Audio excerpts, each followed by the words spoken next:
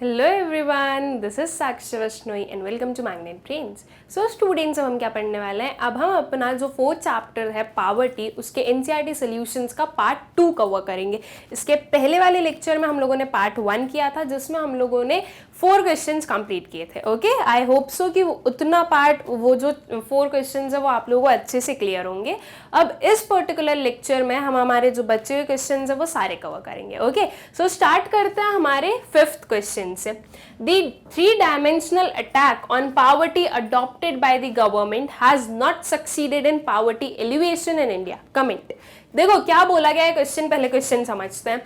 3-dimensional attack on poverty किसने adopt किया? Government ने।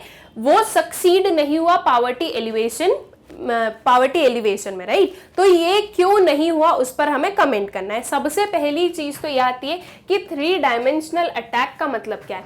हम लोगों ने 3 अप्रोचेस पढ़ी थी, राइट, कि गवर्नमेंट की 3 अप्रोचेस हैं पावर्टी को रिमूव करने के लिए। कौन कौन सी है वो अप्रोच, वापस हम एक बार रिवाइज कर लें तो एक थी हमारी ग्रोथ ओरिएंटेड अप्रोच। इसमें गवर्नमेंट का ये अप्रोच था कि अगर हमारी जो कंट्री है वो ग्रो करेगी तो पावर्टी अपने आप रिमूव हो जाएगी। ओके, फिर एक थी हमारी पावर्टी एलिवेशन प्रोग्राम्स। इसमें गवर्नमेंट ने डिफरेंट जो प्रोग्राम्स है, डिफरेंट जो स्कीम्स है वो लॉन्च की थी, जिससे कि वो लोग veg employment and self employment provide करते थे, जिससे कि लोगों के पास में अगर काम होगा तो वो पावर्टी लाइन के ऊपर चले जाएंगे, मतलब अबव पावर्टी लाइन में आ जाएंगे, वो नॉन पुअर हो जाएंगे, ऐसा उन लोगों का मानना था। और एक थी हमारी मिनिमम नीड्स अप्रोच, राइट। इसमें क्या था, तो इसमें गवर्नमेंट का ये था कि जो लोगों की, जो पुअर लोगों की मिनिमम बेसिक नीड्स है वो फुलफिल कर दी जाए तो वो उनका जो सर्वाइवल है वो इजी हो सकता है, राइट। इसके अंदर हम लोगों ने देखा था मिनिमम नीड्स अप्रोच में कि मिड डे मील्स है, इंटीग्रेटेड चाइल्ड डेवलपमेंट प्रोग्राम है, ये लॉन्च किए गए थे कि इस मोटिव से कि इसके थ्रू जो है पावर्टी जो है वो एलिवेट कर सकते हैं हम इंडिया से। तो ये जो 3-डायमेंशनल अटैक है, ये इन्हीं तीनों के बारे में बात की जा रही है। यही तीनों अप्रोच के बारे में हमें बताना है कि ये तीनों जो अप्रोच थी, इनके थ्रू पावर्टी एलिवेट क्यों नहीं हो पाई इंडिया में, या जो पावर्टी एलिवेशन है वो सक्सीड क्यों नहीं हुआ। ठीक है, तो वैसे तो हम लोग ये पढ़ चुके हैं, आप लोगों को पता होना चाहिए तो बहुत अच्छी बात है, रिवीजन हो जाएगा यहाँ पर आप लोगों का, और जिससे नहीं पता है उसे अभी पता चल जाएगा। वैसे तो अगर हम एथिकली बात करें तो आप लोगों को एक एक वीडियो जो है वो सीक्वेंस में देखना चाहिए, बिकॉज हर एक चीज एक दूसरे से लिंक्ड होती है, तो सब कुछ घोष-पोष हो जाए अगर आप कहीं से भी रैंडम वीडियोस देखो तो। ठीक है, तो आई होप सो कि आप लोगों को पता है कि वो सक्सीड क्यों नहीं किए थे। एक बार हम फिर से देख लेते हैं कि वो क्या था। यहाँ पर स्टूडेंट्स जो तीनों अप्रोचेस है उनके नेम थोड़े डिफरेंट है। ट्रिकल डाउन अप्रोच है, पावर्टी एलिवेशन अप्रोच तो वही सेम हो गई जो पावर्टी एलिवेशन प्रोग्राम्स है, और ये प्रोवाइडिंग बेसिक एमिनिटीज, ये है हमारी मिनिमम नीड्स अप्रोच। और जो ट्रिकल डाउन अप्रोच है वो है हमारी ग्रोथ ओरिएंटेड अप्रोच, राइट। उसमें यही था कि अगर ग्रोथ होगी तो जो पावर्टी है वो उसे हम ट्रिकल डाउन कर देंगे, राइट। तो बस उनका थोड़ा सा नेम चेंज है, तो ये भी ठीक है, आप लोगों को एक उसका न्यू नेम भी पता चला, एक नया नाम पता चला। सो आई होप कि आप इसमें कंफ्यूज नहीं होगे। इसके अंदर का जो इसका जो मतलब है, ये जो अप्रोचेस है वो एज इट इज वही सेम है। ठीक है, so in order to elevate poverty government has adopted the following three dimensional approaches. Trickle down approach, this approach is based on the expectation that the positive effects of economic growth will be trickle down और benefit all the sections of society and also the poor people. ठीक है, मतलब कि वही growth oriented कि अगर कोई positive effect होगा इकोनॉमिक ग्रोथ में तो वो जो ग्रोथ है वो पुअर लोगों के लिए भी बेनिफिट में रहेगी, पुअर लोगों के भी बेनिफिट में, और वो जो ग्रोथ है वो हमें सारे सेक्शंस ऑफ सोसाइटी में देखने के लिए मिलेगी। फिर आया था हमारा poverty elevation approach. So this approach aimed at the creation of income earning assets and employment generation opportunities. ठीक है, इसमें बेसिकली 2 चीजें ली गई थी। एक था सेल्फ एम्प्लॉयमेंट अप्रोच और एक था veg employment, right. Self employment में क्या था, गवर्नमेंट फाइनेंशियल असिस्टेंस प्रोवाइड करती थी ऐसे लोगों को जो कि कोई अपना कोई भी एक इंडस्ट्री या स्मॉल स्केल वर्क कोई भी स्टार्ट करना चाहे, जिसके थ्रू वो खुद भी सेल्फ एम्प्लॉयड हो और वो एम्प्लॉयमेंट जनरेट भी करे। तो सेल्फ एम्प्लॉयमेंट अप्रोच में ये था कि गवर्नमेंट जो है वो असिस्टेंस प्रोवाइड कर रही है लोगों को ताकि वो और ज्यादा जो है एम्प्लॉयमेंट जनरेशन कर सके। एंड वेज एम्प्लॉयमेंट में जो गवर्नमेंट थी वो डायरेक्टली मतलब वो किसी को ऐसा नहीं बोल रही थी कि आप अपना वेंचर ओपन करो, नहीं। वेज एम्प्लॉयमेंट में ये था कि जो गवर्नमेंट थी वो खुद जो है लोगों को काम प्रोवाइड कर रही थी, ठीक है। तो ये दो अप्रोचेस थी अंडर पॉवर्टी एलिवेशन अप्रोच। इनके अंदर डिफरेंट स्कीम्स लॉन्च की गई थी जो कि हम ऑलरेडी पढ़ चुके हैं। मैं अभी उस चीज को वापस यहां पर नहीं समझा सकती। वो पॉवर्टी एलिवेशन प्रोग्राम्स जो भी थे, आई होप सो कि आप लोगों को क्लियर होंगे। फिर था एक हमारा providing basic amenities. This approach aimed at providing the basic amenities like proper medical and health care facilities, better education, proper sanitation etcetera to the poor people. These basic amenities positively affect health, productivity, income earning opportunities and thereby elevate poverty, ठीक है। ये जो providing basic amenities थी मतलब कि जो हमारा minimum needs approach था उसमें क्या था कि जो लोगों की मिनिमम नीड्स है वो फुलफिल हो जाए, इतनी रिसोर्सेज गवर्नमेंट प्रोवाइड कर रही थी पुअर लोगों को ताकि उनका सर्वाइवल अच्छे से हो सके और वो प्रोडक्टिव बन सके। तो ये तीन अप्रोचेस थी, ठीक है। अब ये तीनों अप्रोचेस जो थी वो सक्सेसफुल क्यों नहीं रही? So thorough analysis of the three dimensional approach yield the following conclusions. Although there has been a reduction in the percentage of absolute poor in some of these states, but still the poor people lack basic amenities, literacy and nourishment. हम लोगों ने एक हमारा topic पढ़ा था number of poors in India. उसमें हम लोगों ने देखा था कि कुछ स्टेट्स में पुअर कम है, कुछ स्टेट्स में पुअर बहुत ज्यादा है। 70% ऑफ पॉपुलेशन ऑफ पुअर जो है वो कुछ 5 स्टेट्स में रिसाइड करती है। आई होप सो कि वो 5 स्टेट्स के नाम आप लोगों को अच्छे से याद है, बिकॉज मैंने आप लोगों को बोला भी था कि वो स्टेट्स जो हैं उनके नाम हमें अच्छे से याद रखना जरूरी है, ठीक है।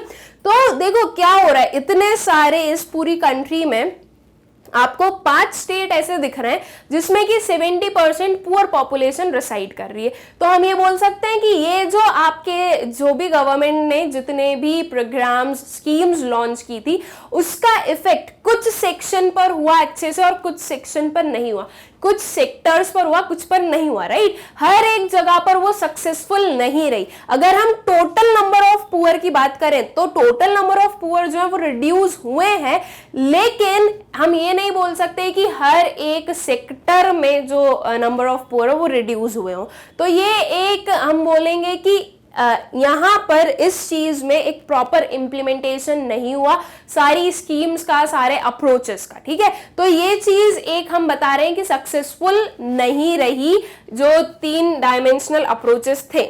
There has been significant change in the ownership of income earning assets and productive resources. जो इनकम अर्निंग एसेट और प्रोडक्टिव रिसोर्सेज हैं उनमें हम सिग्निफिकेंट चेंज भी देख रहे हैं। देखो ये हम बोल रहे हैं कि ऐसे अभी बोला गया था कि अगर हम इनकम अर्निंग एसेट्स का क्रिएशन करेंगे तो उससे पॉवर्टी रिमूव होगी, उसके बाद में उससे इंफ्रास्ट्रक्चर डेवलप होगा, उसके बाद में अगर आप किसी को इनकम अर्निंग एसेट दे रहे हो तो उसका इम्पैक्ट उस पर ये होगा कि वो उससे इनकम जनरेट कर सके। तो जब इनकम जनरेट होगी तो एक पर्सन की जो पुअरलेसनेस है वो कम होगी, राइट। लेकिन यहाँ पर मतलब कि हमारी कंट्री में हम लोग ये देखते हैं कि जो लोग बहुत हम बोल सकते हैं प्रिविलेज्ड लोग हैं वो हर एक चीज का बेनिफिट लेते रहते हैं, और जिसके लिए एक्चुअल में कोई भी काम किया जाता है, कोई भी काइंड ऑफ इंसेंटिव दिया जाता है, वो यूजुअली उन तक ना पहुंचकर जो प्रिविलेज लोग हैं, जो जिनके पास जिनको जरूरत नहीं है वो उसका फायदा लेते हैं, राइट। तो ये यहाँ पर गड़बड़ हो जाती है इंडिया में हर एक पर्टिकुलर प्रोग्राम को लॉन्च करने में। तो प्रॉपर इंप्लीमेंटेशन बहुत ज्यादा जरूरी है। अगर गवर्नमेंट ने कोई स्कीम लॉन्च कर दी, वो स्कीम बहुत अच्छी है लेकिन उसका इंप्लीमेंटेशन सही नहीं हुआ तो वो स्कीम किसी काम की नहीं होगी, राइट। तो इसलिए प्रॉपर इंप्लीमेंटेशन बहुत ज्यादा जरूरी है। Land reforms did not have high successful records except West Bengal and Kerala that further added to the inequality of income from land. देखो अभी जो मैंने एक पॉइंट बोला कि इंडिया में अगर कोई भी चीज हो रही है, मतलब कोई भी प्रोग्राम लॉन्च किया जा रहा है, तो ये चीज देखना बहुत जरूरी कि क्या वो राइट हैंड्स में जा रहा है, क्या उसका बेनिफिट राइट हैंड्स तक पहुंच रहा है, या बीच में ही कोई उसका जो है बेनिफिट उठा रहा है। और यूजुअली यही होता है, गवर्नमेंट ने कोई स्कीम लॉन्च की बहुत पुअर लोगों के लिए, लेकिन उसका फायदा ले लिया जो थोड़े मिडिल में थे या कोई रिच लोग थे जो कि इन्फ्लुएंसर्स हों, जो कि इन्फ्लुएंस कर सकते हैं जो लीडर्स हैं उन्हें कि आप जो है हमारे बेनिफिट में ये काम कर दो, हमें क्या करना पुअर से, राइट, हम तो अपना भला देख लेते हैं। ये वाले एटीट्यूड से तो हमारे इंडियंस चलते हैं यूजुअली बहुत। ये अगर गवर्नमेंट ने कोई भी एक आपका प्रोग्राम लॉन्च किया है, कोई भी स्कीम लेकर आई है, कोई भी इंसेंटिव लेकर आई है, तो बहुत जरूरी है कि उसका प्रॉपर इंप्लीमेंटेशन हो, जिसके लिए वो पर्टिकुलर स्कीम लॉन्च की गई है उस तक उसका बेनिफिट पहुंचे। इस चीज को देखना बहुत ज्यादा जरूरी है। और ये कैसे हो सकता है, तो ये सब कुछ डिपेंड करता है इम्प्लीमेंटेशन पर। जो इम्प्लीमेंट कर रहा है इसे, वो लीडर इतना ज्यादा फेयर होना चाहिए कि वो किसी की भी बातों से इन्फ्लुएंस ना हो सके, तभी सब कुछ सक्सेसफुली हो पाएगा। जैसे कि लैंड रिफॉर्म्स लेकर आए गए, तो लैंड रिफॉर्म्स में क्या बोला गया था कि लैंड सीलिंग वगैरह लेकर आए कि जो बिग लैंड्स हैं या जो बिग फार्मर्स हैं जिसके पास में अबेंडेंट क्वांटिटी में लैंड है, उनसे लैंड लेकर पुअर और बहुत ही स्मॉल फार्मर्स को दे दिए जाए। तो उसका प्रॉपर इम्प्लीमेंटेशन नहीं हुआ। गवर्नमेंट के रिकॉर्ड्स में तो भैया हमने तो स्कीम लॉन्च की थी, लेकिन उसका प्रॉपर इंप्लीमेंटेशन हुआ नहीं हुआ। क्या वो किसी काम की थी? नहीं थी। लेकिन देखो लैंड रिफॉर्म्स जो थे वो वेस्ट बंगाल और केरला में बहुत सक्सेसफुल रहे। क्यों? बिकॉज वहां के जो लीडर्स थे वो इतने ज्यादा उस चीज के लिए डिटरमिन्ड थे कि नहीं, हमें जो है पुअर लोगों के लिए करना पड़ेगा। तो सबसे जरूरी है कि प्रॉपर इंप्लीमेंटेशन हो। ठीक है, इंप्लीमेंटेशन में अगर कोई प्रॉब्लम नहीं होगी तो जो आपकी कंट्री है उससे पॉवर्टी रिमूव की जा सकती है। ठीक है, बिल्कुल ये एक चैलेंज है, बहुत बड़ा चैलेंज है पॉवर्टी को रिमूव करना, लेकिन वो इम्पॉसिबल नहीं है अगर हर एक पर्सन जो है वो ये चाहे कि हमें पॉवर्टी रिमूव करना है। तो सिर्फ और सिर्फ जो हाई अथॉरिटीज हैं उनके चाहने से कुछ नहीं होगा। जब वो नीचे उसका जब कोई भी एक पॉलिसी के डिसेंट्रलाइजेशन होता है कि अब सेंट्रल गवर्नमेंट ने बोल दिया ये है, अब सारे स्टेट गवर्नमेंट्स को दे दिया, स्टेट गवर्नमेंट्स ने डिस्ट्रिक्ट लेवल पर जो लीडर्स हैं, जो डिस्ट्रिक्ट गवर्नमेंट्स हैं, उन्हें दे दिया। फिर उसके बाद में उन जो डिस्ट्रिक्ट गवर्नमेंट्स हैं वो देख रहे हैं कि इसका इंप्लीमेंटेशन है या नहीं है। तो पेपर में कुछ और होना, पेपर रिकॉर्ड्स में कुछ और बताना और रियलिटी में कुछ और होना, इस चीज में बहुत ज्यादा दिक्कत होती है। इस चीज में बहुत ज्यादा हम बोल सकते हैं कि जो स्कीम्स हैं उनका प्रॉपर इंप्लीमेंटेशन नहीं होता है। ठीक है, तो प्रॉपर इंप्लीमेंटेशन बहुत ज्यादा जरूरी है। Lack of capital and availability of easy credit, lack of modern technology and poor access to information and marketing became the major bottlenecks for the small productive houses like cottage industries and other small scale industries. अब देखो government जो है वो बिल्कुल financial assistance provide कर रही थी, मतलब ऐसी स्कीम्स लेकर आई थी कि वो सब कुछ प्रोवाइड कर रही थी, लेकिन कहीं ना कहीं उस चीज में हम बोलेंगे कि उसके कुछ ना कुछ लैक्यूनास थे।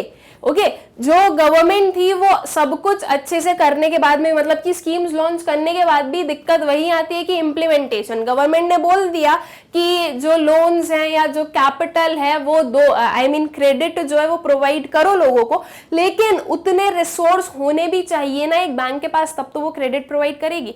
और उसके साथ साथ में एक चीज क्या होती है कि बैंक्स जो है स्टूडेंट्स, अगर हम बिल्कुल प्राइवेट सेक्टर बैंक्स की देखें, पब्लिक सेक्टर बैंक में तो हम बोल सकते हैं कि वो गवर्नमेंट के कहने पर काम करेंगी या गवर्नमेंट उन्हें कुछ डायरेक्टिव्स देंगी, तो भले ही वो लॉस में जाए लेकिन उन्हें वो करना पड़ेगा। बट अगर हम प्राइवेट सेक्टर बैंक की बात करें तो प्राइवेट सेक्टर बैंक्स जो हैं वो बहुत ही कीनली ऑब्जर्व करेगी कि क्या वो उन्होंने अगर क्रेडिट दिया है तो क्या उन्हें प्रॉफिट होगा, अगर नहीं होगा तो वो उस पर्टिकुलर लोन को देने में वो उस पर्टिकुलर लोन को नहीं देगी, राइट। अगर उन्हें दिखेगा कि एक पर्सन जो वापस रीपे ही नहीं कर पाएगा तो वो जो है बैंक्स जो है वो उन्हें लोन नहीं देगी। तो यहाँ पर हम देख रहे हैं कि लैक ऑफ कैपिटल हो रहा है, लोगों को जो है उतना फाइनेंशियल असिस्टेंस या उतनी फाइनेंशियल हेल्प नहीं मिल रही है, तो इसलिए भी जो है वो उनकी जो स्मॉल इंडस्ट्रीज है वो ग्रो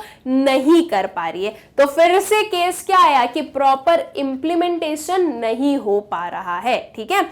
अब एक बार तो गवर्नमेंट ने बोल दिया कि आपको सेटअप करना है तो हम आपको फाइनेंशियल हेल्प प्रोवाइड करेंगे, लेकिन एक बार से क्या होता है, अगर वो पर्टिकुलर जो है वो थोड़ी सी चल गई और फिर उसके बाद में अगर उसे एक्सपांड करना है और कुछ डाइवर्सिफिकेशन करने हैं तो उसके लिए फिर से क्या रिक्वायर्ड होगा, कैपिटल। और फिर से कैपिटल अब कौन देगा उन्हें, ये एक क्वेश्चन मार्क होता है, राइट। ये एक क्वेश्चन है कि कौन देगा।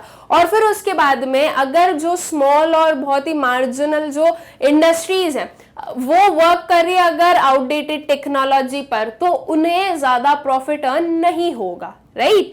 अगर उनकी टेक्नोलॉजी उन्हें अपग्रेड करनी है, अगर वो मॉडर्न टेक्नोलॉजी पर स्विच करना चाहते हैं तो उसके लिए जरूरी है कि उनके पास में उतना टेक्निकल नॉलेज हो। सेकेंड चीज, उनके पास में उतना फाइनेंशियल रिसोर्स हो कि वो उस पर्टिकुलर टेक्नोलॉजी को अडॉप्ट कर सके। तो ये सारी प्रॉब्लम्स आ रही थी, ठीक है। Improper implementation of poverty alleviation programs by ill-motivated and inadequately trained bureaucrats further worsen the situation, ठीक है। अब वही पर्टिकुलर पॉइंट है कि improper implementation जो था उसके कारण भी जो सिचुएशन थी वो और ज्यादा खराब हो गई। अब improper जो implementation था वो था इल मोटिवेटेड और इल एडिक्वेटली ट्रेन्ड ब्यूरोक्रेट्स की वजह से। मतलब कि दिक्कत कहां से आई, लीडर से। लीडरशिप गलत हो गई, इसलिए जो है बाकी की सारी चीजों में हमने देखा कि कुछ ना कुछ उसका डीमेरिट्स थे, राइट। अगर लीडरशिप सही होती, अगर लीडरशिप में ये होता, मतलब जो लीडर थे वो इतने डिटरमिन्ड होते कि उन्हें तो बस और बस ये पावर्टी को रिमूव करना है, उनका जो वो पर्टिकुलर प्रोग्राम है वो सही तरीके से इंप्लीमेंट करना है, तो इतनी प्रॉब्लम और भी नहीं आती। ये जो सारी चीजें हैं ये और ज्यादा हम बोल सकते हैं इजीली हो जाती और पावर्टी आज की डेट में जितनी है उससे भी कम होती, ठीक है। Corruption along with the inclination towards interest of elites led to an inefficient and misallocation of scarce resources. बिल्कुल सही बात है। Inclination towards interest of elites, इसका मतलब क्या समझ रहे हैं कि ये जो ब्यूरोक्रेट्स थे, ठीक है, ये जो ब्यूरोक्रेट्स थे इनका क्या था, इन एलाइट्स के लिए काम कर रहे थे वो। मतलब कि जो बहुत ही प्रिविलेज लोग हैं जिनके पास में सब कुछ है, उनको किसी की जरूरत नहीं है किसी चीज की, उनकी हेल्प कौन करने लगा, ब्यूरोक्रेट्स। किस चीज में हेल्प, जो रिसोर्सेस पुअर लोगों के लिए दिए जा रहे थे वो पुअर लोगों तक नहीं पहुंचकर यहां जा रहे थे। और जब यहां जा रहे थे वो, तो मतलब कि सिंपल से क्या मतलब समझ में आया, ये लोग और रिच होते जा रहे थे, राइट, और जो पुअर थे वो और ज्यादा पुअर होते जा रहे थे। तो इनके बीच में जो इनइक्वालिटी थी वो और ज्यादा इंक्रीज हो रही थी, राइट। इनइक्वालिटी तो वैसे ही रिच और पुअर में बहुत थी, लेकिन जब पुअर के लिए कोई रिसोर्सेज दिए और वो और किसके पास में चले गए, उन रिच के पास में, तो ये जो इनइक्वालिटी का गैप था वो और ज्यादा इंक्रीज हो गया, ठीक है। तो ये कुछ रीजंस थे, या ये कुछ हम बोलेंगे कि ये कुछ चीजों की वजह से जो पावर्टी एलिवेशन अप्रोच था गवर्नमेंट का वो सक्सेसफुल नहीं हो पाया। सबसे मेन चीज हमने यहाँ पर क्या समझी कि इम्प्लीमेंटेशन सही से नहीं हो पा रहा था, इसलिए ये सारी चीजें जो है वो सही से वर्क नहीं कर रही थी। उसके बाद में जो ग्रोथ ओरिएंटेड अप्रोच था उसमें तो बहुत ही अच्छे से हमें पता है कि अगर आपका जीडीपी ग्रो कर रहा है तो इसका मतलब ये नहीं है कि वो सारे सेक्शंस की वजह से, सारे सेक्टर्स की वजह से ग्रो कर रहा हो। एट प्रेजेंट जो जीडीपी है वो ग्रो कर रहा है, तो वो जो जीडीपी में जो सबसे ज्यादा शेयर है वो सर्विस सेक्टर का है और सबसे कम शेयर है एग्रीकल्चर सेक्टर का। और हमें पता है कि रूरल एरियाज में 80% ऑफ पीपल रिसाइड करते हैं, वहीं से एग्रीकल्चर सेक्टर भी आया, मतलब कि एग्रीकल्चर सेक्टर का तो थोड़ा सा ही प्रपोर्शन है आपके जीडीपी के शेयर में।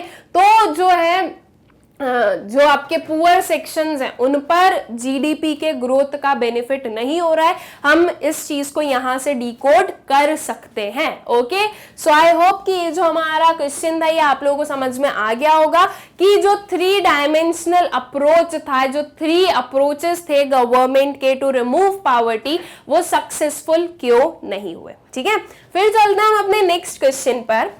What programs has the government adopted to help the elderly poor and destitute women? ठीक है, अब हमें कुछ प्रोग्राम्स बताने हैं जो कि गवर्नमेंट ने अडॉप्ट किए हो, किसके लिए? एल्डरली पीपल के लिए, पुअर और डेस्टिट्यूट वुमेन के लिए। ठीक है, मतलब कि जो स्कीम्स, जो प्रोग्राम्स इन्होंने लॉन्च किए हमें उनके बारे में बात करनी है। और बेसिकली हमें मतलब स्पेसिफिकली बताया गया है कि हमें किस किस के बारे में बताना है। एल्डरली पीपल के लिए बताना है, पुअर के बारे में बताना है और डेस्टिट्यूट वुमेन के बारे में बताना है। तो चलिए देखते हैं कि क्या क्या प्रोग्राम्स थे वो। The government has adopted various programs to help the elderly people and poor and destitute women. One of such program is National Social Assistance Program introduced by the central government. ठीक है, अब ये इन लोगों के लिए जो प्रोग्राम्स डिजाइन किए गए थे या अडॉप्ट किए गए थे उनमें से एक जो प्रोग्राम है वो क्या है? National social assistance programme. ये सेंट्रल गवर्नमेंट ने इंट्रोड्यूस किया था। सेंट्रल गवर्नमेंट ने मतलब कि प्राइम मिनिस्टर वाली गवर्नमेंट ने। ठीक है, अब इस प्रोग्राम में क्या था? So this programme targets elderly people, widows and the poor and destitute women who are alone and have no one to take care of them. Under this program, these targeted people are given pension to sustain their livelihood. ठीक है, मतलब कि ये है target किससे किया गया? ये जो इस पर्टिकुलर प्रोग्राम के अंदर जो टारगेटेड ग्रुप था वो ऐसा ग्रुप था जो कि अकेले हो, जिनका ध्यान रखने के लिए कोई ना हो। ठीक है, तो ऐसे लोगों के लिए किया गया। तो इसमें गवर्नमेंट क्या कर रही है? इसमें गवर्नमेंट जो है वो पेंशन्स प्रोवाइड कर रही है। पेंशन क्या होता है? एक मॉनेटरी असिस्टेंस होता है, तो वो पेंशन प्रोवाइड कर रही है ताकि ये लोग जो है वो अपना लाइवलीहुड जो है वो जी सके, मतलब कि वो सस्टेन कर सके। ठीक है, उनका जो सर्वाइवल है वो पॉसिबल हो पाए, इसके लिए जो गवर्नमेंट है इनके लिए पेंशन प्रोवाइड कर रही थी। बिकॉज जैसे कि एल्डरली लोग हो गए, अब वो खुद जाकर इतना काम नहीं कर सकते, अब उनकी बॉडी में उतनी स्ट्रेंथ नहीं बची है कि वो जाकर खुद बहुत काम करे और फिर अर्न करे। तो इसलिए गवर्नमेंट इन्हें बिना काम किए क्या प्रोवाइड कर रही है? पेंशन प्रोवाइड कर रही है, ताकि इन लोगों के पास में अगर मनी होगा तो इनका जो लाइवलीहुड है वो पूरा जो है वो कंप्लीट हो सकेगा। ठीक है, इनका जो सर्वाइवल है वो पॉसिबल हो पाएगा। तो एक प्रोग्राम हमें ये याद रखना है, that is national social assistance programme. ठीक है, फिर जो हमारा क्वेश्चन नंबर 7 है, is there any relationship between unemployment and poverty? Explain. देखो, बहुत ही अच्छा क्वेश्चन है स्टूडेंट्स। हम लोगों का सेकेंड या थर्ड क्वेश्चन, मुझे नंबर एकदम याद नहीं है करेक्टली, बट हाँ वो हमारे पार्ट 1 में हम लोगों ने कवर किया है। उसमें हम लोगों ने उसमें जो क्वेश्चन था वो ये था कि अनएम्प्लॉयमेंट और पॉवर्टी का, उसमें अनएम्प्लॉयमेंट नहीं, उसमें एम्प्लॉयमेंट था। ओके, सो एम्प्लॉयमेंट और पॉवर्टी का डायरेक्ट रिलेशनशिप है, उसे एक्सप्लेन करना है। राइट, ये आंसर जो है वो हम लोग ऑलरेडी दे चुके हैं एंड आई होप कि वो जो है आप लोगों को अच्छे से क्लियर है। अब उसी के जैसा एक और क्वेश्चन है हमारे पास में। अब हमें यहाँ पर बोला गया है कि क्या अनएम्प्लॉयमेंट और पॉवर्टी के बीच का कोई रिलेशनशिप है क्या? ये हमें एक्सप्लेन करना है। तो क्या है? यस, ऑब्वियसली है। जैसे कि हमें पता है कि एम्प्लॉयमेंट और पॉवर्टी जो है वो डायरेक्टली उनका जो है वो डायरेक्ट रिलेशन है। मतलब कि अगर एम्प्लॉयमेंट इंक्रीज होगा सॉरी पावर्टी एलिवेशन का था। ओके, इसे कंफ्यूज मत होना, आई एम सो सॉरी अगर मैंने आप लोगों को कंफ्यूज कर दिया हो। तो वो जो क्वेश्चन था उसमें था अनएम्प्लॉयमेंट और पावर्टी एलिवेशन। पावर्टी एलिवेशन का मतलब क्या कि पावर्टी रिडक्शन का डायरेक्ट रिलेशनशिप होना। ठीक है, तो अब हमें यहां पर क्या बताना है, अनएम्प्लॉयमेंट और पावर्टी का बताना है। तब हमने बताया था एम्प्लॉयमेंट और पावर्टी एलिवेशन का। तो अगर एम्प्लॉयमेंट इंक्रीज होती है तो पावर्टी एलिवेशन भी इंक्रीज होता है, मतलब कि पावर्टी रिडक्शन भी इंक्रीज होता है। ठीक है, और अगर एम्प्लॉयमेंट डिक्रीज होती है तो जो पावर्टी रिडक्शन है वो भी डिक्रीज होता है। वो डिक्रीज हो रहा है, इसका मतलब क्या है कि पुअर लोग जो है वो उनका जो नंबर है वो बढ़ता जा रहा है। अब यहां पर हमें बोला गया पावर्टी और अनएम्प्लॉयमेंट के बीच का रिलेशनशिप। तो क्या होगा, सिंपल सा है, अगर अनएम्प्लॉयमेंट इंक्रीज होता है तो जो पावर्टी है वो भी इंक्रीज होती है, राइट। अगर लोगों के पास में काम नहीं है तो वो जो है वो पुअर बनते जाएंगे। और अगर सेम चीज अनएम्प्लॉयमेंट डिक्रीज हो जाए तो पावर्टी क्या हो जाएगा, डिक्रीज हो जाएगा। अगर लोगों को काम मिल जाएगा तो उनके पास में उनकी इनकम होगी और वो पुअर नहीं रहेंगे। ओके, सो आई होप कि इस क्वेश्चन में और उस क्वेश्चन में आप लोगों को कोई कंफ्यूजन नहीं है। देखो इसका रिलेशन ये आया, मतलब कि अनएम्प्लॉयमेंट और पावर्टी के बीच का जो रिलेशनशिप है वो क्या है, डायरेक्ट रिलेशनशिप है। और वो जो क्वेश्चन था उसे एक बार फिर से रिवाइज कर ले अगर हम, तो वो क्या बोल रहा था कि एम्प्लॉयमेंट और पावर्टी एलिवेशन का कैसा रिलेशनशिप है, डायरेक्ट रिलेशनशिप है। मतलब कि अगर एम्प्लॉयमेंट बढ़ा तो पावर्टी एलिवेशन भी बढ़ेगा। इट मींस कि अगर एम्प्लॉयमेंट इंक्रीज हुआ तो पावर्टी जो है वो रिड्यूस होगी, राइट। पावर्टी रिडक्शन इंक्रीज हो रहा है, इसका मतलब कि पावर्टी रिड्यूस हो रही है। सो आई होप कि ये दोनों में आप कंफ्यूज नहीं होंगे और इसका मतलब आप लोगों को समझ में आ गया होगा। अब हमें पता है कि अनएम्प्लॉयमेंट और पावर्टी के बीच का डायरेक्ट रिलेशनशिप है, लेकिन हम सिर्फ और सिर्फ एक लाइन में सिर्फ इतना तो नहीं लिख सकते कि पावर्टी और अनएम्प्लॉयमेंट के बीच का डायरेक्ट रिलेशनशिप है, हो गया हमारा आंसर खत्म। अगर हमने इतना लिखा तो हमें कोई मार्क्स नहीं मिलेंगे, राइट। तो इसका आंसर देख लेते हैं कि आपको सिस्टमैटिक वे में और अच्छे से एक्सप्लेन करके कैसे लिख। Yes, there do exist a direct and positive relationship between unemployment and poverty. देखो सबसे पहले हमने बता दिया कि डायरेक्ट और पॉजिटिव रिलेशनशिप है अनएम्प्लॉयमेंट और पावर्टी के बीच में। दैट मीन्स अगर अनएम्प्लॉयमेंट इंक्रीज हुआ तो पावर्टी भी इंक्रीज होगी, और अगर अनएम्प्लॉयमेंट डिक्रीज हुआ तो पावर्टी भी डिक्रीज होगी। Unemployment leads to poverty and poverty in turn leads to unemployment. दोनों का एक साथ में हमने क्या बता दिया, कनेक्शन बता दिया कि अनएम्प्लॉयमेंट के कारण पावर्टी हो रही है और पावर्टी के कारण अनएम्प्लॉयमेंट हो रहा है। वैसे तो देखें तो अनएम्प्लॉयमेंट के कारण पावर्टी हो रही है, ठीक है। अब सेकेंड चीज, ये कैसे बोलें कि पावर्टी के कारण अनएम्प्लॉयमेंट हो रही है, तो देखो सिंपल सी चीज है, पावर्टी के कारण एक पर्सन जो है वो लिटरेट नहीं हो पा रहा, मतलब कि पावर्टी के कारण इलिटरेसी है, उसके बाद में इलिटरेसी के साथ साथ में पुअर हेल्थ है। पुअर हेल्थ क्यों है, बिकॉज वो जो है अपने डेली हेल्थ चेकअप्स करवाते नहीं है। उसके बाद में उनका जो डेली मील होता है वो भी इतना न्यूट्रिशन भरा हुआ नहीं होता है, उसमें न्यूट्रिशंस वगैरह नहीं होते हैं, तो इसकी वजह से वो उनकी जो बॉडी होती है वो वीक हो जाती है। तो इलिटरेट है, पुअर हेल्थ है, स्किल्स नहीं है, that means we can say unskilled है ये। तो ये सारे रीजंस की वजह से ये सब क्यों है, बिकॉज पावर्टी है। अगर वो पुअर नहीं होते तो वो सब कुछ जो है वो प्रॉपरली करते, उनकी जो बेसिक नीड्स है वो फुलफिल होती, लेकिन पावर्टी है इसलिए ये सारी चीजें हैं, और ये सब है इसलिए उन्हें एम्प्लॉयमेंट नहीं मिल रहा। दैट मीन्स वो अनएम्प्लॉयड है। तो अनएम्प्लॉयड है इसलिए पुअर है, और पुअर है इसलिए अनएम्प्लॉयड है, दोनों के बीच में रिलेशनशिप है। एंड आई होप सो कि आप लोगों को समझ में आ गया होगा। देखो फर्स्ट वाला रिलेशनशिप समझना तो वो बहुत ही सिंपल है कि अनएम्प्लॉयमेंट जो है वो पावर्टी वो पुअर बनाती है। तो बिल्कुल सिंपल सी बात है, अगर काम नहीं होगा तो इनकम नहीं मिलेगी, इनकम जनरेट नहीं होगी, और इनकम नहीं होगी तो हम पुअर रहेंगे, राइट। लेकिन पावर्टी कैसे अनएम्प्लॉयड बना रही है वो आई होप सो कि आप लोगों को समझ में आ गया होगा, बिकॉज पावर्टी के कारण ये सारी चीजें होती है।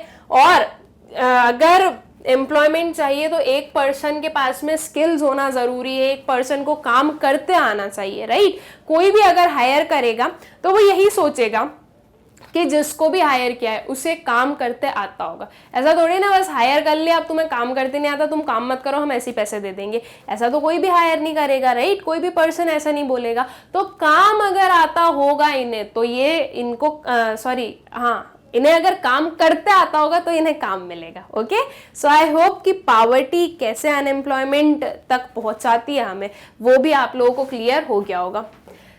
An unemployed person has no means to earn money and cannot fulfill his own and his family's basic needs। बिल्कुल सिंपल सी और सीधी सी बात है कि जो अनएम्प्लॉयड पर्सन है उसके पास में मनी अर्न करने का कहीं से कहीं तक कोई सोर्स नहीं है, और अगर वो मनी अर्न नहीं कर रहा है तो उसकी और उसकी जो फैमिली है उन सब की जो बेसिक नीड्स है वो फुलफिल नहीं हो सकती।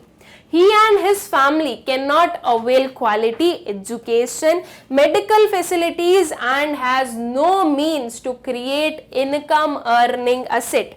अब पॉवर्टी है, दैट मीन्स पुअर है, इसलिए जो एक पर्सन पुअर है वो और उसकी जो फैमिली है वो क्वालिटी एजुकेशन उन्हें नहीं मिल सकती, मेडिकल फैसिलिटीज उन्हें नहीं मिल पाती, और उनके पास में कोई भी मीन्स नहीं है, कोई भी सोर्स नहीं है जिससे कि वो इनकम अर्निंग असेट का क्रिएशन कर सके। अगर इनकम अर्निंग असेट का क्रिएशन हो जाए तो एक पर्सन जो है वो उन असेट्स के थ्रू अपनी जो अर्निंग है वो कर सके, लेकिन इनकम अर्निंग असेट्स भी क्रिएट नहीं कर सकते। रीजन बीइंग कि ना तो उनके पास में स्किल्स है और ना ही उनके पास में मनी है, राइट। अब अगर मनी हो, मान लीजिए मैं एक पर्सन हूं, मेरे मतलब ये मान लीजिए कि मुझ में कोई स्किल्स नहीं है लेकिन मेरे पेरेंट्स के पास में बहुत पैसा है, मेरे पेरेंट्स बहुत मतलब एम्प्लॉयड वगैरह जो भी है वो उनके पास में है पैसा। इट मीन्स कि मेरे पेरेंट्स के कारण मैं रिच कहला रही हूं।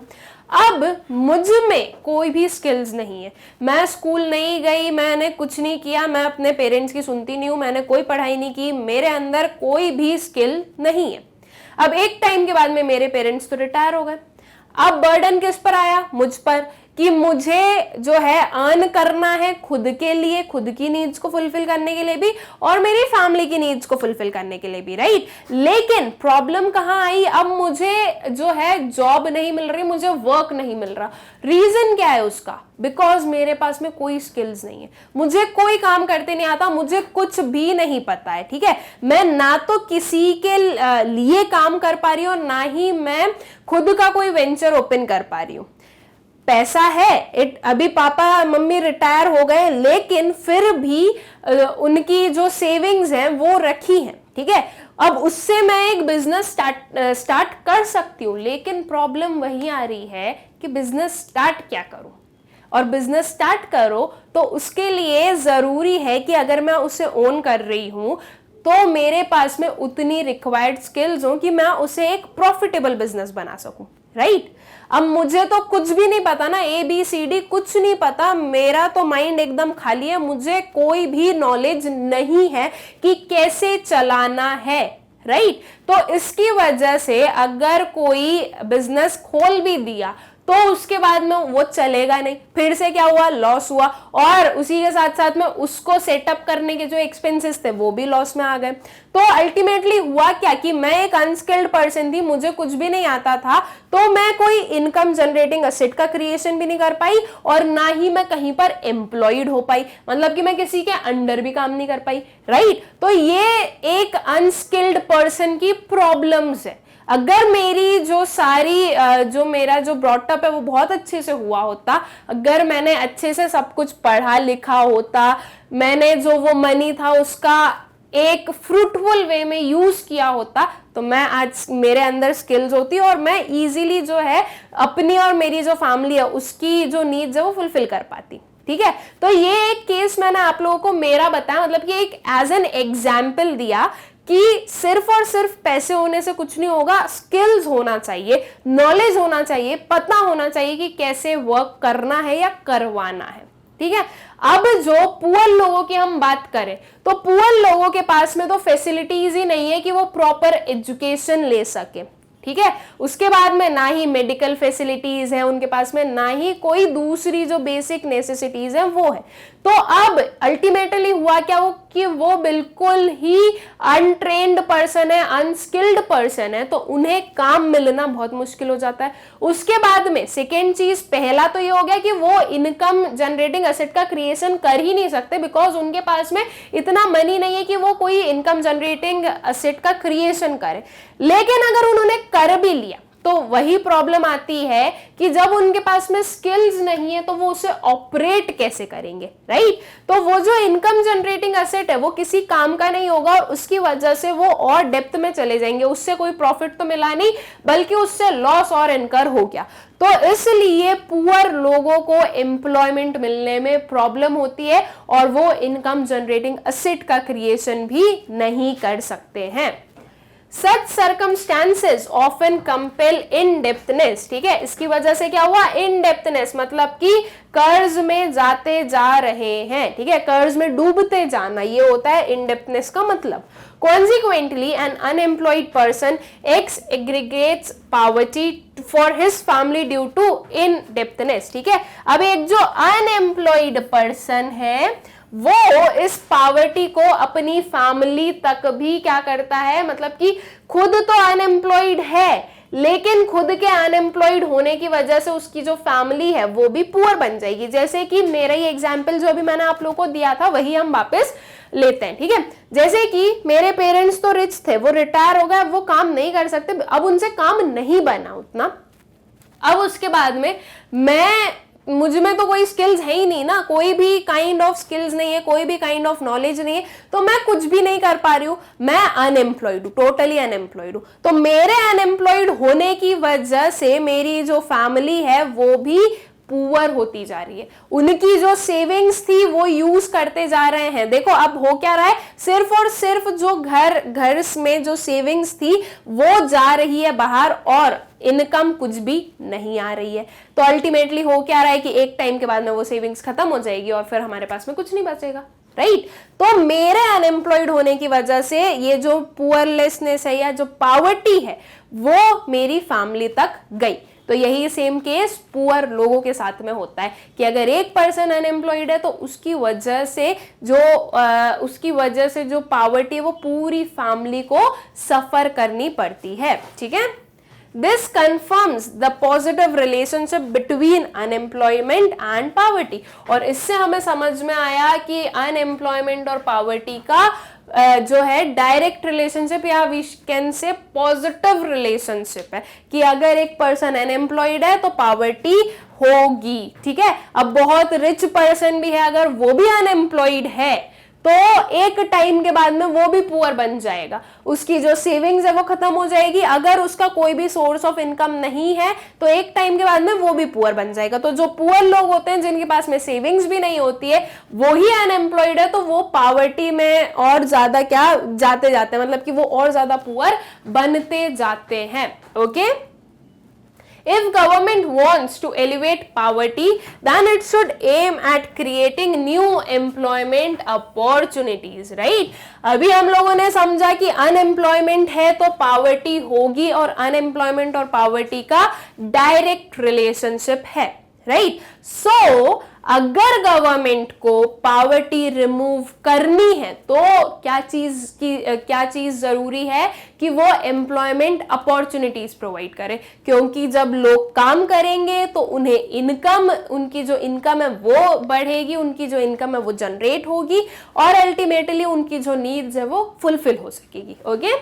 As a result, more people will get employed and perhaps their income will rise.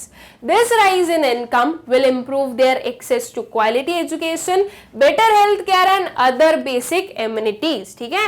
I hope कि ये आप लोगों को समझ में आ रहा होगा, जो मैं बोल चुकी हूँ वही यहाँ पर रिटर्न है कि अगर लोगों को काम मिलेगा तो उनकी जो बेसिक नीड्स है वो फुलफिल हो सकेगी। Further, these newly employed people will experience appreciation in their living standards and can create income earning assets, ठीक है।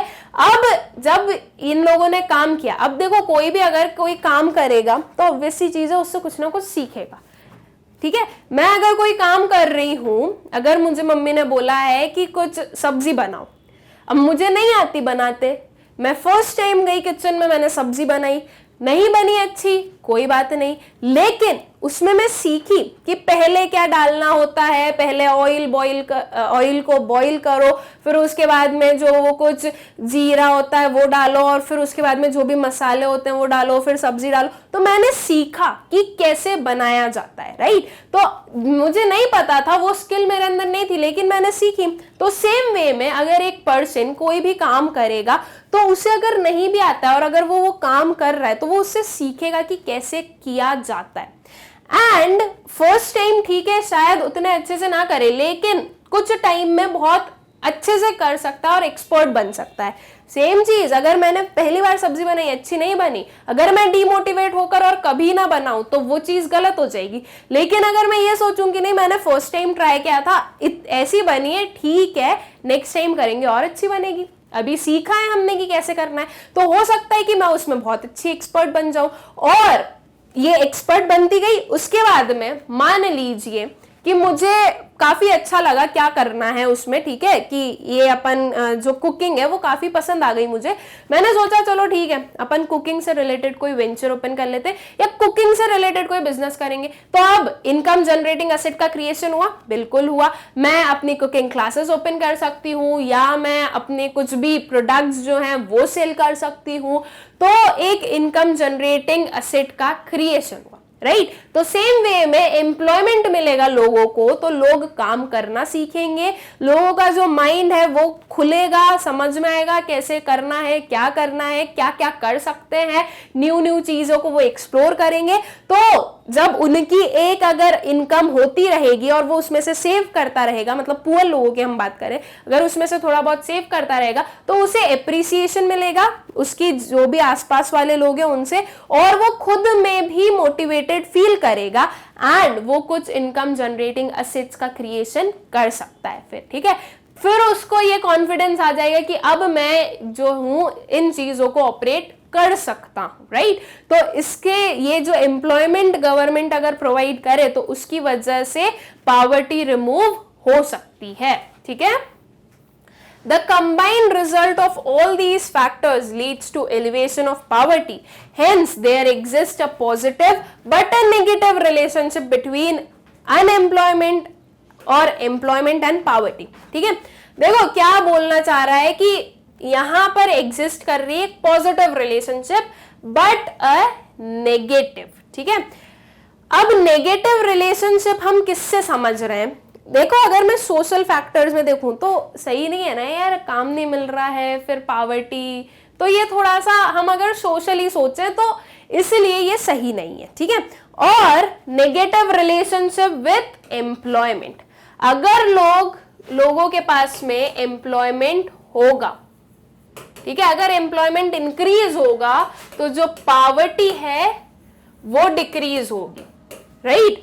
लोगों को काम मिला, लोगों की इनकम जनरेट हुई, लोगों के पास में पैसा है, तो अब वो उनकी जो नीड्स है वो फुलफिल कर सकते हैं, तो इसकी वजह से जो उनकी पॉवर्टी है वो कम हुई है। देखो कंफ्यूज नहीं होना, एम्प्लॉयमेंट और पॉवर्टी के बीच में नेगेटिव रिलेशनशिप है, ठीक है, और एम्प्लॉयमेंट और पॉवर्टी एलिवेशन के बीच में पॉजिटिव रिलेशनशिप है। अगर आप कंफ्यूज हो रहे हो तो अभी इस पॉइंट को नोट डाउन कर लो कि एम्प्लॉयमेंट और पॉवर्टी एलिवेशन के बीच में पॉजिटिव रिलेशनशिप है। फर्स्ट पॉइंट हुआ हमारा। सेकेंड पॉइंट, एम्प्लॉयमेंट और पॉवर्टी के बीच में नेगेटिव रिलेशनशिप है, ठीक है, ये सेकेंड हुआ। और थर्ड पॉइंट, अनएम्प्लॉयमेंट और पॉवर्टी के बीच में पॉजिटिव रिलेशनशिप है। ओके, आई होप सो कि ये तीनों पॉइंट्स के बीच का जो डिफरेंस है वो आप लोगों को समझ में आ गया होगा अच्छे से, और आप लोग इन तीनों पॉइंट्स में कंफ्यूज नहीं होंगे। बस कुछ नहीं है, उसका आप ना थोड़ा सा उसे अपनी जो भी आपकी प्रेफर्ड लैंग्वेज में है उसे उसमें कन्वर्ट करके समझो, आप बहुत इजीली समझ जाओगे। इसमें डिफिकल्ट कुछ भी नहीं है, बस हो ये रहा है कि पावर्टी और पावर्टी एलिवेशन के बीच में कंफ्यूज नहीं होना है, ठीक है। सो आई होप कि ये जो हमारा क्वेश्चन था अनएम्प्लॉयमेंट और पावर्टी के बीच का जो रिलेशनशिप था, जो ये बताने को बोला गया था हमें, ये क्वेश्चन आप लोगों को अच्छे से क्लियर हो गया होगा। फिर चलते हैं हम अपने 8th क्वेश्चन पर। Suppose you are from a poor family and you wish to get help from the government to set up a petty shop. Under which scheme will you apply for assistance and why? अब क्या suppose करना है कि हम सब एक poor family को belong करते हैं, ओके। अब हमें क्या करना है, एक शॉप खोलनी है। अब शॉप खोलनी है, पुअर फैमिली को बिलोंग कर रहे हैं, मनी नहीं है, शॉप खोलने के लिए पैसा लगेगा, राइट, ऐसे ही तो खुलनी जाएगी, उसमें इन्वेस्टमेंट करना पड़ेगा। तो अब पैसा कहाँ से लाए? तो चलो ठीक है, गवर्नमेंट जो है वो हमें डिफरेंट स्कीम्स के थ्रू जो है वो हमारी हेल्प करना चाहती है, राइट। तो क्यों ना उन स्कीम्स की हेल्प ली जाए, उन स्कीम्स की हेल्प से हम एक शॉप ओपन करें। तो अब कौन सी स्कीम, नंबर ऑफ स्कीम्स है, नंबर ऑफ प्रोग्राम्स है जो गवर्नमेंट ने लॉन्च करके रखे हैं, लेकिन हम कौन से पर्टिकुलर प्रोग्राम का हेल्प लेंगे या कौन से पर्टिकुलर प्रोग्राम की हेल्प से जो है हम अपनी शॉप को ओपन करने वाले हैं, वो हमें बताना है। और सिर्फ नाम ही नहीं बताना है, उसके साथ साथ में क्यों, ऐसा क्यों, हम उस प्रोग्राम को क्यों प्रेफर कर रहे हैं, ये भी बताना है, ठीक है। तो चलिए देखते हैं कि हम कौन से अप्रोच से या कौन से प्रोग्राम से ये करने वाले हैं। सो फॉर सेटिंग अप अ पेटी shop, I would apply for financial assistance under the program of Prime Minister's Rozgar Yojana PMRY. Under this program, an unemployed educated person from low income family in rural and urban areas can set up any kind of enterprise that can generate employment. ठीक है, हमने कौन सा लिया, prime ministers रोजगार योजना की help ली। अब अगर मैं एक शॉप ओपन कर रही हूं तो मैं क्या कर रही हूं, मैं सेल्फ एम्प्लॉयड बनूंगी, राइट। अगर आप एक शॉप ओपन करोगे तो आप सेल्फ एम्प्लॉयड बनोगे, आप किसी के अंदर काम नहीं कर रहे हो, आप खुद जो हो आपका जो एंटरप्राइज है या जो शॉप है उसे ओन कर रहे हो और उससे जो इनकम है वो अर्न कर रहे हो, ठीक है। तो यहाँ पर हम सेल्फ एम्प्लॉयड बनेंगे। तो हम सबसे पहले तो ये देखेंगे कि हमें एक सेल्फ एम्प्लॉयमेंट जनरेशन वाला जो प्रोग्राम है वो लेना है। अब उसमें हम लोगों ने कुछ 4-5 प्रोग्राम्स पढ़े थे, अगर आप लोगों को वो याद नहीं रहे, ठीक है, कि कौन कौन से डिफरेंट थे, तो जो याद हो उसका नाम लिख देना, ठीक है। ये एक ट्रिक बता रही हूं मैं आप लोगों को, जो याद हो उसका नाम लिख देना और उसके बारे में बता देना कि इसमें क्या होता है, और अपने अकॉर्डिंग उस आंसर को ऐसे फ्रेम करना कि आपको उस पर्टिकुलर स्कीम के बेनिफिट्स बताने, ठीक है। अब यहां पर क्वेश्चन क्या पूछा गया कि आपके अकॉर्डिंग आपको क्या चूज करोगे, तो अब आप आपके अकॉर्डिंग क्या चूज करोगे आप बता सकते हो, बस ये देखना है कि हम जो चूज कर रहे हैं वो स्कीम सही है, ओके। मतलब कि स्कीम वही लेनी है जो कि सेल्फ एम्प्लॉयमेंट के लिए हो, वेज एम्प्लॉयमेंट वाली मत ले लेना कि आप बोल दो कि मैं एमजी नरेगा के अंडर काम करूंगा, सो दैट वुड बी कि आप पूरा आउट ऑफ दी सिलेबस बात कर रहे हो, राइट। क्वेश्चन का सिलेबस ये नहीं है, क्वेश्चन का सिलेबस आपको बोल रहा है कि आपको सेल्फ एम्प्लॉयड बनना है, तो उसके अकॉर्डिंग बताना है कि आप कौन सा प्रोग्राम या कौन से स्कीम के अंडर जो हो हेल्प लेने वाले हो गवर्नमेंट की, ठीक है। तो बस कुछ नहीं करना, जो नाम याद आ रहा है वो लिखो और उसके साथ साथ में क्या बता दो, उसके बेनिफिट्स बता दो, तो आपका आंसर सही ही माना जाएगा। तो यहां पर हमने क्या लिया, प्राइम मिनिस्टर्स रोजगार योजना। ये क्या प्रोवाइड करती है, ये अनएम्प्लॉयड एजुकेटेड पर्सन को जो कि लो इनकम फैमिली को बिलोंग करते हैं, रूरल अर्बन दोनों में, उन्हें फाइनेंशियल असिस्टेंस प्रोवाइड करती है ताकि वो खुद का एंटरप्राइज सेटअप कर सके और जिसमें एम्प्लॉयमेंट भी जनरेट हो, ओके। सो आई होप कि वो जो 8th क्वेश्चन था बहुत इजी था, बस थोड़ा कंफ्यूज करने के लिए उसे थोड़ा सा ऐसा घुमा फिरा कर बड़ा सा भयंकर सा क्वेश्चन दिखाने की कोशिश की गई थी, पर आई होप सो कि आप लोगों को क्लियर होगा वो। फिर आता है हमारा question number 9th, illustrate the difference between rural and urban poverty. Is it correct to say that poverty has shifted from rural to urban areas? Use the trends in poverty ratio to support your answer. ठीक है, क्या करना है हमें, सबसे पहले तो urban और रूरल पॉवर्टी के बीच का डिफरेंस बताना है, फिर उसके बाद में ये भी बताना है कि क्या ये चीज सही है, ये क्या ये चीज बोलना सही है कि जो पॉवर्टी है वो शिफ्ट हुई है रूरल से अर्बन एरियाज में। राइट, हमने अभी तक पढ़ा कि जो रूरल पुअर हैं वो लोग माइग्रेट कर करके अर्बन एरियाज में जाते हैं और वहां पर जो पॉवर्टी है वो इंक्रीज हो जाती है। तो क्या ये सही है? तो एक्चुअल में तो ये सही ही है ना। अर्बन में भी पुअर लोग हैं, लेकिन अर्बन पुअर को अगर हम थोड़ा सा साइड में रखें और उसमें अगर हम देखें तो उसमें आप लोगों को माइग्रेटेड पुअर का प्रपोर्शन भी काफी ज्यादा दिखेगा। मतलब कि migrated in the sense rural areas से जो लोग हैं वो माइग्रेट किए अर्बन एरियाज में in search of work, because उन्हें रूरल एरियाज में काम नहीं मिल रहा था। ठीक है, तो ये भी सही है। और हमें बताना है जो पॉवर्टी रेशियो का ट्रेंड्स है उसके अकॉर्डिंग हमें अपने क्वेश्चन का आंसर देना है। तो देखते हैं इसका क्या आंसर होगा। So the major difference between rural and urban poverty in India lies in the standard of living. दोनों के बीच का डिफरेंस क्या हो गया, अर्बन और रूरल पुअर के बीच का डिफरेंस बताना है। तो सबसे बड़ा आ गया यहाँ पे standard of living. The latter enjoys higher living standard compare to the former, and the standard of living may be attributable to the wide income disparity and gap between the two. Rural और urban जो poverty है, okay, उसमें हम देखेंगे कि urban poor जो होते हैं वो रूरल पुअर से वेल्दी होते हैं।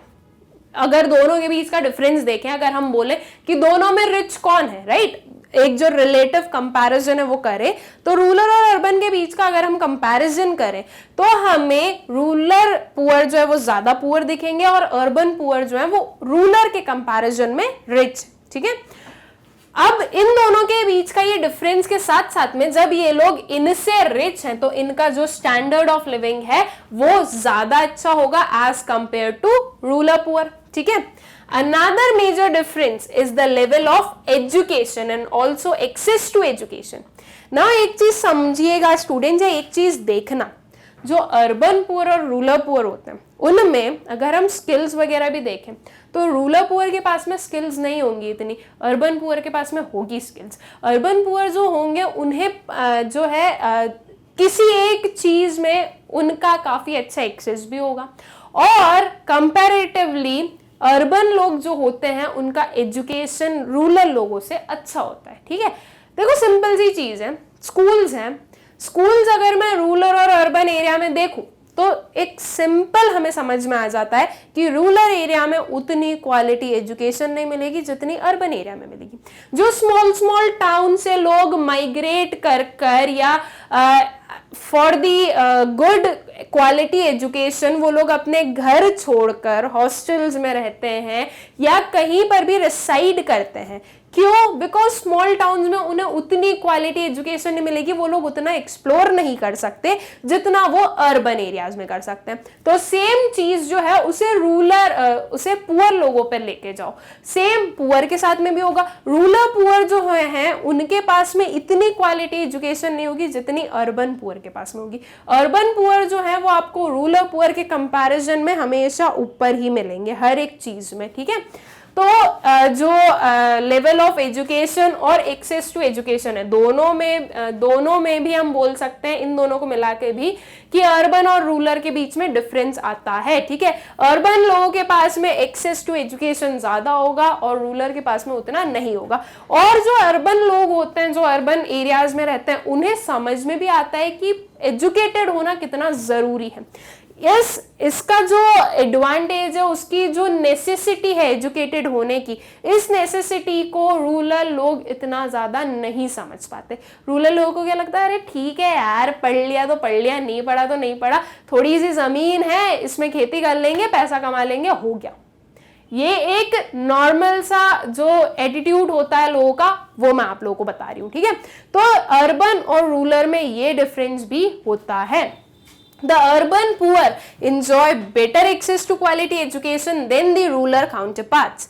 Thirdly, healthcare facilities prevalent in the urban areas are far better than that of in the rural areas. Also, the rural poor people lack access to these health facilities and important medical information. Fourthly, the difference lies in the type of houses they live. ठीक है, तो देखो यहाँ पर हम लोगों ने standard of living के बारे में बात किया कि स्टैंडर्ड ऑफ लिविंग में डिफरेंस होता है। फिर उसके बाद में क्या आया हमारे पास में, लेवल ऑफ एजुकेशन में डिफरेंस होता है और एक्सेस ऑफ एजुकेशन में डिफरेंस होता है। फिर आया हेल्थ केयर फैसिलिटीज, जो अर्बन लोग होते हैं उन्हें ज्यादा अच्छी हेल्थ केयर फैसिलिटीज मिलती है as compare to rural areas. अगर रूरल एरिया में या कोई बहुत स्मॉल टाउन में किसी को कोई डिजीज हो जाती है तो वो क्या बोलते हैं कि हम जो है किसी सिटी में जाकर, मतलब उनके आसपास वो जिस एरिया में साइड करते हैं उस एरिया के आसपास जो भी एक बड़ी सिटी होगी वो लोग ये सोचते हैं कि हम वहां जाकर अपना ट्रीटमेंट करवाएं।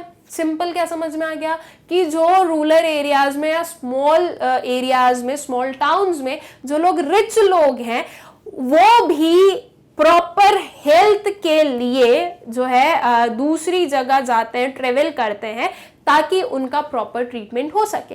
तो ये सीधा सीधा हमें बता रहा है कि देखो दोनों जगह में डिफरेंस, वहां पर इतनी अच्छी फैसिलिटीज हमें नहीं मिलती जितनी अच्छी फैसिलिटीज हमें कोई बिग सिटी में मिलेगी, राइट। तो ये भी एक सिंपल सा डिफरेंस बता रहा है। जब रिच में ये डिफरेंस देख रहे हो तो पुअर में तो होना ही है। पुअर लोगों को प्रॉपर हेल्थ फैसिलिटीज नहीं मिलती। अब अगर पुअर लोग हैं, कोई पुअर पीपल है, तो अगर उन्हें कोई डिसीज हुई तो वो ट्रेवल कर कोई बिग सिटी नहीं जाएंगे। वो क्या बोलेंगे, भाई यहीं ठीक हो जाएंगे तो हो जाएंगे, नहीं तो जी कर भी क्या करना है, निकल लेंगे, राइट। तो ये सिंपल सा एक डिफरेंस हमें समझ में आता है। अगर आप लोगों को डिफरेंस समझने में प्रॉब्लम हो ना तो एक एग्जाम्पल ये लो कि पुअर को छोड़ो, हम रिच की बात करें कि रिच लोग क्या करते हैं, वहां के रूरल एरिया और अर्बन एरिया के रिच लोगों में कितना डिफरेंस है। वैसा ही डिफरेंस जो है आपको सेम किस में दिखेगा, पुअर और अर्बन में, ठीक है, सॉरी पुअर लोगों में अर्बन और रूरल एरियाज में। हेल्थ केयर हो गया, और जो फोर्थ है वो क्या हो गया, type of houses they live. आप गांव में जाओगे तो आपको घर कैसे दिखेंगे, वो कच्चे मकान हम जिसे बोलते हैं, राइट, मड से बने हुए और वो बैम्बू से उसकी रूफ बनी हुई या ग्रास से। और वही सेम केस अगर हम देखें कि अर्बन एरियाज में पुअर कैसे होते तो उनके पास में प्रॉपर घर होता है, राइट।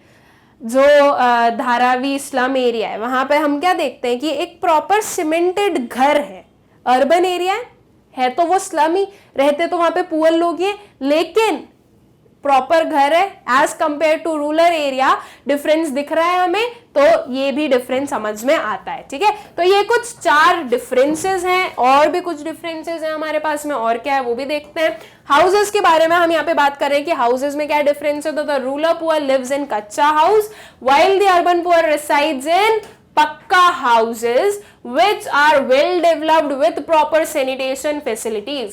यहां से देखो वही स्टैंडर्ड ऑफ लिविंग भी समझ में आ रहा है। वो लोग जो रूरल पुअर है वो कच्चा हाउस में रहते हैं जहां पर प्रॉपर सैनिटेशन फैसिलिटीज भी नहीं है, और जो अर्बन पुअर है वो रिसाइड कर रहे हैं पक्का हाउसेस में, राइट, जिसमें प्रॉपर सैनिटेशन फैसिलिटीज भी अवेलेबल होती है।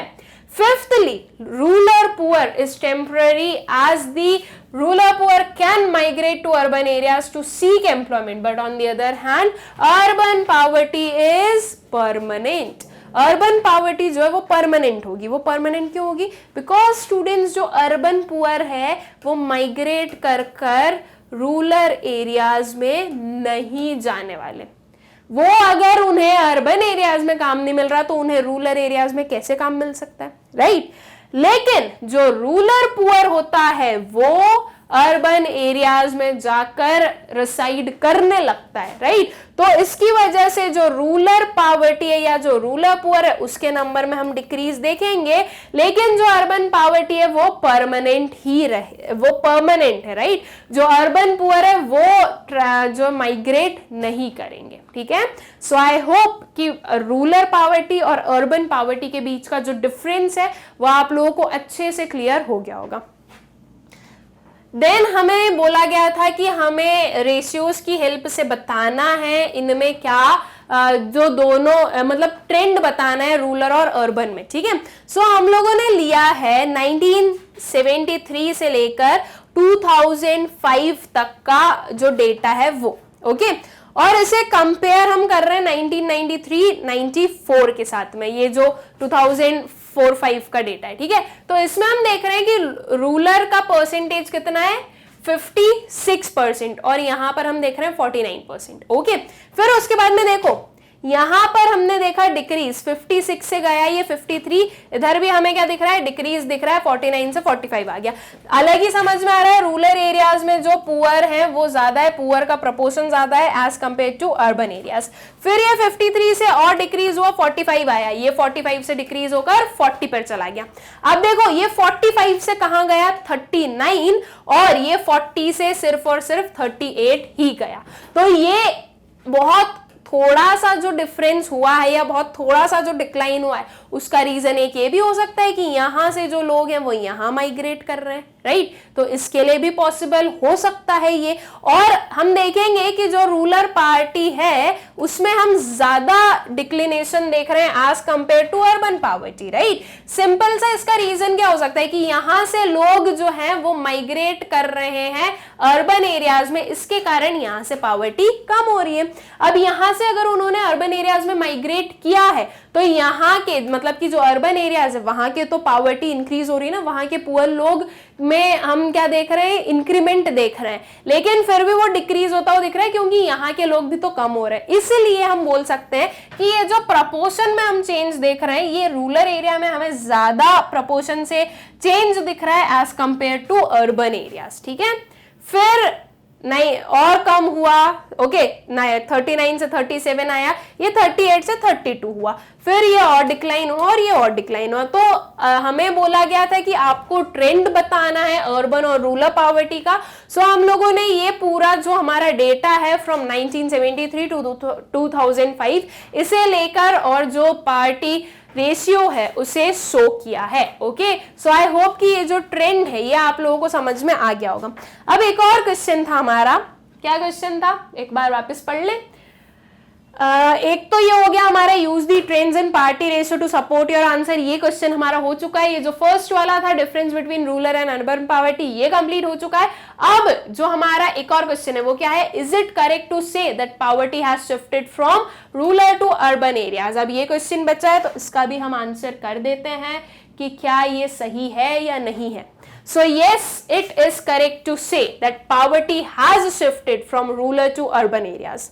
The above data spells out how rural poverty has declined significantly from 56.4 to 28.3% from 1973-74 to 2004-5, whereas decline in urban poverty from 49% to 25.7% is not so significant, right? अभी मैंने आप लोगों को explain किया कि जो हम देख रहे हैं डिक्लाइन रूरल पॉवर्टी में वो ज्यादा देख रहे हैं as compare to urban areas में, और उसका एक रीजन क्या हो सकता है कि रूरल एरियाज से लोग शिफ्ट कहां हो रहे हैं अर्बन एरियाज में। तो हमने विद फैक्ट इसे प्रूव करके बताया कि यस जो अर्बन पॉवर्टी है वो रूरल पॉवर्टी का शिफ्ट हमें देखने को मिल रहा है, रूरल पॉवर्टी से जो शिफ्टेड लोग हैं वो हमें देखने को मिल रहे हैं। Over the years rural poor has migrated to urban areas in order to seek better employment opportunities and better living standard. But on the other hand, since rural poor lack skills in education, so the urban industrial sector fails to absorb this excess supply of labor. ठीक है, अब ये चीज हमें पता है कि rural लोगों के पास में उतनी स्किल्स वगैरह नहीं होती है, तो स्किल्स नहीं होने की वजह से जो लोग रूरल एरियाज से अर्बन एरियाज में माइग्रेट कर रहे हैं in search of job in hope कि उन्हें वर्क मिलेगा, वो जो हम बोल सकते हैं वो जो शिफ्ट है वो जो माइग्रेट कर रहे हैं वो इतना सक्सेसफुल नहीं हो रहा।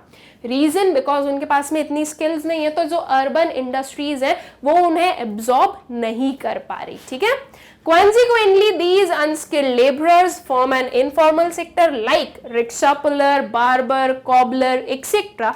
that makes them even more vulnerable. Thus, the trend in poverty in India support the statement that poverty has shifted from rural to urban areas. ठीक है, हम ये जो पूरा ये जो फैक्ट्स थे, ये जो फिगर्स थे, इनके हेल्प से हम लोगों ने इस चीज को प्रूव कर दिया कि हाँ, जो रूरल पुअर हैं, जो रूरल एरियाज में जो पुअर रिसाइड कर रहे हैं, वो अर्बन एरियाज में शिफ्ट हो रहे हैं. ठीक है, सो आई होप कि ये जो हमारा क्वेश्चन था यह आप लोगों को क्लियर हो गया होगा. फिर चलते हैं हम अपने 10th and the last question पर, मतलब कि इसके बाद में हमारा जो ये पार्ट 2 है ये कंप्लीट हो जाएगा और हमारा जो ये चैप्टर है वो भी कंप्लीट हो जाएगा. तो क्या क्वेश्चन है हमारे पास में, suppose you are a resident of a village, suggest a few measures to tackle the problem of poverty. मान लीजिए कि आप एक विलेज के रेसिडेंट हो, तो अब आपको वो प्रॉब्लम्स, आपको मेजर्स बताने जिसके थ्रू आप पॉवर्टी टैकल कर सकते हो. ठीक है, अब इस क्वेश्चन को मैं आंसर ना करूं, राइट? आप लोग कर लोगे ना, इजी तो है. यही तो सोचना है कि आप विलेज में रह रहे हो और जो मेजर्स पता है पॉवर्टी के वो आप लोग आंसर कर दोगे. ठीक है, मैं आंसर कर देती हूं आप लोगों के लिए, लेकिन मेरी ये आप लोगों से होप्स हैं और आई होप सो कि आप लोग मेरी बात मानोगे भी कि मैं आप लोगों को आंसर बताऊं. उसके पहले आप इस वीडियो को पॉज कीजिए, खुद सोचिए कि क्या क्या मेजर्स आप ले सकते हो, उन्हें लिखो अपनी कॉपी में और फिर वापस इस वीडियो को रिज्यूम कर कर देखो कि और क्या क्या मेजर्स ले सकते हो. जो आपने लिखे वो सही है, उसके साथ साथ में आप और क्या क्या मेजर्स जो है वो ले सकते हो ताकि पॉवर्टी रिमूव कर दी जाए. ठीक है, सो आई होप सो कि आप मेरी बात मानोगे और इस पर्टिकुलर एक्सरसाइज को, इस पर्टिकुलर क्वेश्चन को आप आपके खुद के अकॉर्डिंग, आपके खुद के मन से सॉल्व करने का ट्राई करोगे. ठीक है, तो चलिए देखते हैं कि क्या क्या स्टेप्स लिए जा सकते हैं. So being a resident of a village, I would suggest the following measures to tackle the problem of poverty. सबसे पहला क्या आया, आइडेंटिफिकेशन ऑफ पुअर. सबसे पहले तो बताओ पुअर है कौन, राइट? जो आपका एक विलेज है उसमें डिफरेंट इनकम ग्रुप वाले लोग रह रहे होंगे, उनमें सबसे पहले तो हमें यह आइडेंटिफाई करना है कि पुअर कौन है. बिकॉज अगर हम कोई भी पर्टिकुलर सजेशन दे रहे हैं, कोई भी पर्टिकुलर काम करवाना चाहते हो या कोई भी पर्टिकुलर अगर हम ऑप्शन लाए हैं, तो जरूरी है कि वो पुअर लोगों पर ही उसका हमें जो है इम्प्लीमेंटेशन देखने को मिले. तो सबसे पहले जरूरी है कि हमें पता हो कि पुअर है कौन. ठीक है, तो सबसे पहले क्या करेंगे, आइडेंटिफिकेशन ऑफ पुअर. फिर generating employment opportunities for the identified poor. अब जब हमने आइडेंटिफाई कर लिया है, तो उनको आइडेंटिफाई कर लिया है, तो अब हमने देखा कि वो क्या काम कर सकते हैं. ठीक है, मतलब कि उनके अकॉर्डिंग जो काम वो लोग कर सकते हैं, ऐसी एम्प्लॉयमेंट अपॉर्चुनिटीज हमें जनरेट करनी है. ओके, अब अगर उनमें कोई स्किल्स नहीं और मैं एम्प्लॉयमेंट लेकर आऊं कि कोई मुझे सॉफ्टवेयर इंजीनियर चाहिए, तो ये कोई बात थोड़ी ना होती भाई. जिसके लिए आप काम लेकर आ रहे हो उसके स्किल्स के अकॉर्डिंग काम लाओ. ठीक है, तो आइडेंटिफाई किया पुअर को, देखा कि वो उनमें क्या क्या स्किल्स हैं, वो क्या क्या चीजों, वो क्या क्या कौन से काइंड ऑफ का वर्क कर सकते हैं, तो उसके अकॉर्डिंग एम्प्लॉयमेंट अपॉर्चुनिटीज जनरेट करना है. फिर free access to education and health care facilities. ये तो बहुत जरूरी है कि एजुकेशन और हेल्थ केयर फैसिलिटीज में फ्री एक्सेस मिले, ताकि अगर बच्चे एजुकेट होंगे और उनकी प्रॉपर हेल्थ होगी तो वो in future as an asset prove होने वाले हैं.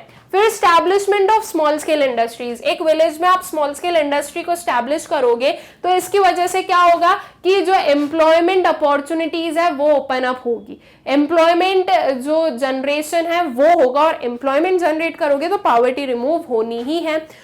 Redistribution of income earning assets. जो इनकम अर्निंग एसेट्स है लाइक लैंड, तो उसका रीडिस्ट्रीब्यूशन करो. जैसे कि लैंड रिफॉर्म्स लेकर आए गए लेकिन उनका प्रॉपर इंप्लीमेंटेशन नहीं हुआ, तो प्रॉपर इंप्लीमेंटेशन भी कीजिए और जो इनकम अर्निंग एसेट्स है उनका रीडिस्ट्रीब्यूशन करना चाहिए.